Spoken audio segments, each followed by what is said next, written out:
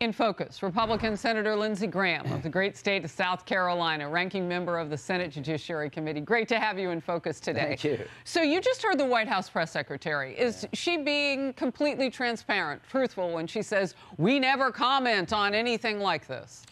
Well, no, honestly, the whistleblower allegation's a game changer. This is somebody in the IRS at a high level who apparently is willing to come forward to tell the Congress that during the investigation of Hunter Biden, there was obstruction, there was a thumb on the scale to the point that they feel they need to let the Congress know. If this is true, and I don't know yet, but if it's true, the Department of Justice yet again puts their thumb on the scale politically, then all hell is going to break out and they'll be held to pay. So to the White House, Senator Durbin said today that he's very interested, the Democrat chairman of the committee, to make sure that the whistleblower allegations are looked at seriously. I'm going to hold him to his word. Yeah, and you're right. It is a game change because that person is going to be do some protections if, in fact, we call them a whistleblower as such. The New York Post, Senator, with some explosive reporting today. House Judiciary sources confirmed that in sworn testimony, former acting CIA Director Mike Morell admitted it was Joe Biden's potential campaign that prompted the infamous letter in which Morell and 50 fellow former intel officials falsely claimed that material from Hunter Biden's laptop was Russian disinformation. This seems to deepen. Your take? It deepens greatly. So what happened here is that 50 pretty well-known and most of them pretty well-respected intelligence officials put their name on a letter right before the election saying that the Hunter Biden laptop was most likely Russian disinformation. So what I want to know who contacted them to sign the letter. I want to know who had briefed them about why they thought the laptop was Russian disinformation. Does it go back to the Biden campaign? Who are these people? Was Tony Blinken involved, the now Secretary of State? The Post says so. And you so rightfully bring up Tony Blinken because at the time, he was an advisor to the campaign. That, of course, is not who he is now. He's the Secretary of State, as you just mentioned.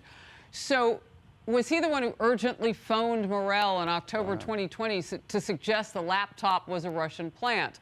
From the New York Post, the answer would be yes from their reporting. Senator. Well, I don't know. I'm not relying on newspaper reports. I'm going to ask myself. I'm writing a letter. Jim Jordan's done this, but I'm going to send a letter from the Senate asking all 51, why did you sign the letter? Who did you talk to?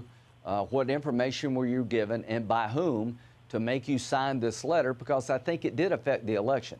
So if this is linked back to the Biden campaign, if they made an effort to manipulate intelligence officials to sign a letter, basically misleading the public about the Hunter Biden laptop right before the election, that is a major, major political event. And I want to know why they signed the letter, who told you about the theory it was Russian disinformation, and we're going to get to the bottom of it because it's clear to me that these people were either in on it or they were misled. And I believe most of them were probably misled, but by who? And they were clearly used politically. Who used these intelligence experts to try to affect the outcome of the 2020 election? And we do want to be extra cautious here. I hear it in your voice as you make news on this very program with this.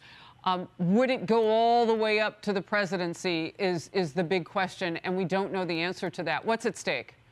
I think a lot's at stake. I think anybody who tries to get intelligence officials to sign a letter that will affect potentially the outcome of an election in October needs to be held accountable, because now we know the Hunter Biden laptop is actually genuine. But who was it that signed up these 50-plus people to tell the American people you shouldn't believe this or be cautious of it? That, to me, is electoral interference. That, to me, is something that can't be tolerated, and those involved need to pay a price. Well, and I'm so curious, too, when you find out who that person is, that person would have to be so powerful with so much push to get 50 people to do one thing. I mean, it's not like there was 5. There were 50 of them. All right, let's get to this. The gloves are off between House Speaker Kevin McCarthy and President Biden in the debt ceiling fight at this point. The chamber's top Republican and the White House trading barbs just yesterday as, well, experts are saying a default could loom. It got pretty chippy. Let's watch. Biden is skipping town to deliver a speech in Maryland rather than sitting down to address the debt ceiling. Now, Senator Schumer, he's just missing in action. Just last month, he's approved March as Maine's Maple Syrup Month. Talk about taking on big issues. Here's what's really dangerous. MAGA Republicans in Congress are threatening to default on the national debt unless I agree to all these wacko notions. Speaker McCarthy is engaging in dangerous economic hostage-taking. Why would this speaker, like no other speaker has done this before, threaten default? Biden's demanding that the GOP agree to raise the debt limit with no talks on spending cuts. Of course, he would love that. Yes. Right. Karl Rove points out that Senator Biden voted against doing just that 10 times when he was senator. He also reminds us that Senator Biden claimed to champion compromise. Yeah, I don't think we've seen much of that. He's a different fellow. Senator. Well, so here's what's going to happen. I am fully in Kevin McCarthy's camp of trying to get some fiscal controls to raise the debt ceiling. Kevin is doing the right thing.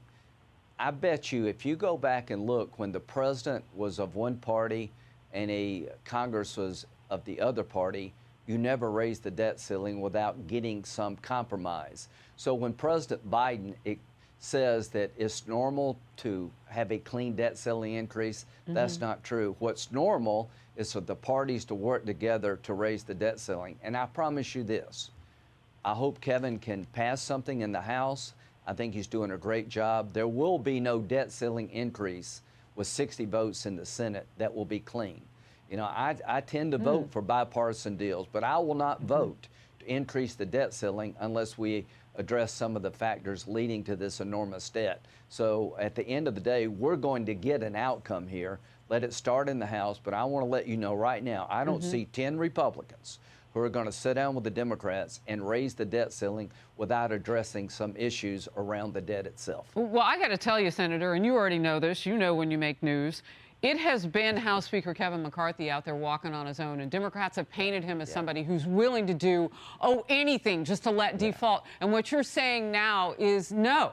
That is not what's happening. He actually is trying fiscal controls, as you said, to raise the debt ceiling. There's no talk about not raising it, but what you're saying is it's not going to be a clean bill. You got to do something to it. Last quick word.